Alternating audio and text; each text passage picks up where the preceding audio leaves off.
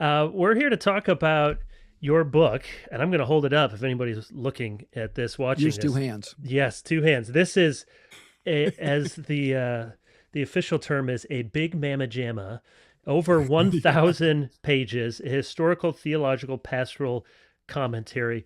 I just got back from a trip, so I was reading some of this by PDF on the plane, and then was grateful to come back and have the hardcover here. Really impressive. Congratulations. Tell me, how long have you been working on this? What is the origin story? Because usually there's a long, Yeah. protracted origin story for a book like this. I was originally ordained in the Reformed Church in the United States, and at the time they were a Heidelberg Catechism only denomination. Whether they were officially is I guess a debated question, or at least it was at one time. Give our But listeners a 1 minute RCUS. What is that? it's an old German Reformed denomination that started in the United States in 1714, made of refugees from Germany or immigrants from Germany.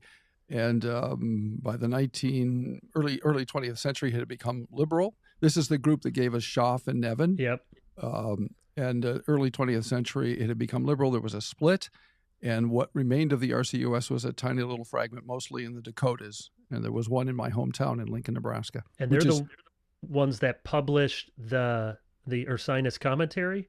yeah, one time they got P&R to publish Ursinus. It had been out of print, the commentary, for quite a long time. It had been out of print since the 50s, and in the mid-1980s, they got them to reprint. It did a nice edition. Yeah. And so that's the RCUS. So I I don't know interrupted how. your story. Sorry. No, that's okay. I don't know how many there are now today, but it's about 3,000 people, and it's a small number of congregations, some in California, mostly in the Dakotas, Nebraska, on the plains, those kinds of places. And that's how I became Reformed. And so I've been teaching and using for sermons the Heidelberg Catechism since 1987. Catechizing kids and so forth. When I came out here, I began teaching a course in the Reformed Confessions, particularly the three forms of unity. Interestingly, mainly I have used the Belgic in that course as sort of the primary text. But I've been working on the Catechism for a long time. And Danny Hyde in, I don't know, I think 2006, 2007, asked me to write on his blog. We were doing a church plant in Oceanside for the United Reformed Church, or churches. We were a daughter of the Escondido URC.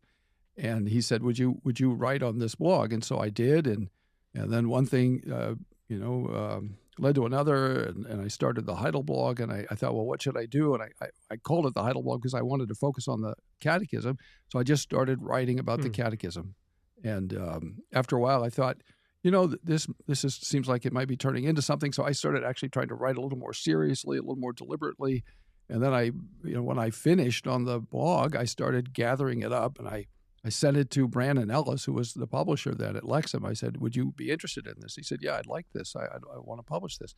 So they worked it over and they sent it back, and I looked at it and I thought, this is just going to be another popular commentary on the Catechism. And, I thought to myself, well, Kevin just did one, and, lots of ministers have published their sermons because in the Dutch Reformed tradition, in the evening service, the minister preaches a sermon typically organized by or prompted by the Heidelberg Catechism. And so I thought, do we really need another one of those? And Fred Closter had done taught the Catechism for decades. Yeah, at two Calvin. big, thick volumes. And I had his syllabus, and I had noticed in his commentary that the syllabus stuff wasn't really in the commentary. And that's what I had known for years he was going to do that. And when it came out, I thought, well, okay, what he did is good, but he didn't, include the syllabus stuff, all the background and all the stuff that he knew that, frankly, not that many people know. Lyle Bierma and, Karen Mogg and people like that know, Chad Gano, but not many people know. And I think pastors need to know that. I'm a big believer in backgrounds. When I work on a book of the Bible, I always spend a lot of time. I try to spend a lot of time on the background, the setting, and that's how I try to do my historical work. When did a thing happen? Where did it happen? Why did it happen? What did it mean when when it was done. And so I just set out to sort of beef up the thing. And I said, look, I'm not satisfied with this. I want to redo it. And they gave me the space to redo it. And it took several years. So I honestly, I don't really remember when the whole process started with Lexham, but it was probably 7 years ago. So this is not just sermons that you've done over the years. No. Yeah. In fact, ironically, I've never had the opportunity to preach through the Catechism. I've been teaching the Catechism for decades and decades, and I have preached the Catechism when I've had opportunity. But I have never actually preached consecutively all the way through the Catechism. But I was thinking of preachers when I did this. And I've been talking to students about preaching and particularly Catechism sermons for 29 years. And so I was thinking about that. But no, this is designed to help people understand the Catechism, to understand the background of the Catechism, and to some degree the pastoral implications, the practical implications. So I tried to do what I would want, right? If I were working on the Catechism and coming to it without, 40 years of background, what would I want to know? And that's what I tried to do. Well, I'm really glad you did. As you said, I have a book, I think that came out 2009 with Moody. And that's very much, what I wrote was a kind of devotional commentary, 1,000 words on each Lord's Day.